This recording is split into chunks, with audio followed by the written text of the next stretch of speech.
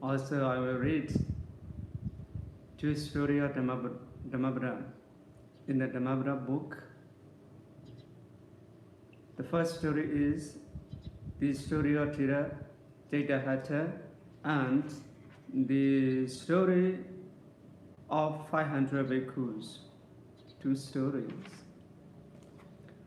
The first story, the story of Cittahattha. While residing at the Cittahattha monastery, the Buddha uttered verses 38 and 39 of this book with reference to Cittahattha. A man from Southie, after looking for his lost ox in the forest, felt very hungry and went to a village monastery, where he was given the remains of the morning meal. While taking his food, it occurred to him that even though he worked hard every day, he could not get such good food, and that it might be a good idea to become a bhikkhu. So he asked the bhikkhu to admit him into the order. At the monastery, he performed the duties of a bhikkhu, and as there was plenty of food, he soon gained weight. After some time, he got weary of going around for food, and he returned to the life of a layman. A few days later, he felt that a life at home was too tremendous, and he went back to the monastery to be admitted as bhikkhu for a second time. For a second time, he left the order and returned to home life. Again, he went back to the monastery for a third time and left it. This settling process went on for 6 times, and because he acted only according to his whims, he was known as Cittahattha. While he was going back and forth between his home and the monastery, his wife became pregnant. One day, during his last stay at home, he happened to enter the bedroom while his wife was asleep. She was almost naked, as the clothes she was wearing had partially fallen off. She was also snoring loudly through her nose and mouth, and saliva was trickling down her mouth.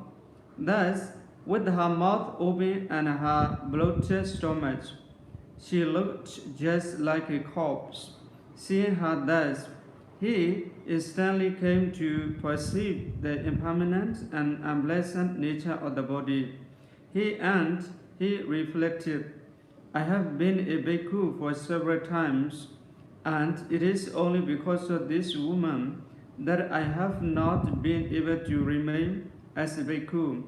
Hence, taking the yellow robe with him, he left his home for the monastery for the 7th time. As he went along, he repeated the words impermanence and unpleasantness, anicca and dukkha, and thus attained Cittahattha fruition on the way to the monastery. On arrival at the monastery, he asked the bhikkhus to admit him into the order. They refused and said, We cannot admit you as a bhikkhu. You have been shaving your head so often that your head is like a wetting stone. Still, he entreated them to admit him into the order just once more, and they complied. Within a few days, the bhikkhu Cittahattha attained a ridership together with analytic insight. Other bhikkhus, seeing him stay on for a long time in the monastery, were surprised, and they asked him the reason why. To this, he replied, I went home when I still had attachment in me, but now that attachment has been cut off. The bhikkhus, not believing him, approached the Buddha and reported the matter. To them, the Buddha said, Cittahattha was speaking the truth. He shifted between home and monastery because at the time his mind was not steadfast and he did not understand the Dhamma. But at this moment, Cittahattha is already an arhat. He has discarded both good and evil. Then the Buddha spoke in verse as follows. If a man's mind is unsteady, if he is ignorant of the true Dhamma, and if his faith is wavering, then his knowledge will never be perfect. If a man's mind is free from passion, if he is free from evil, if he has abandoned both good and evil, and if he is vigilant, for such a man there is no danger. The second story, the story of 500 bhikkhus. While residing at the Cittahattha monastery, the Buddha uttered verse 40 of this book with reference to 500 bhikkhus. 500 bhikkhus from Saudi, after obtaining a subject of meditation from the Buddha, traveled for a distance of 100 yojanas away from Saudi and came to a large forest grove, a suitable place for meditation practice. The guardian spirits of the trees dwelling in the forest thought that if those bhikkhus were staying in the forest, it would not be proper for them to live with their families in the trees.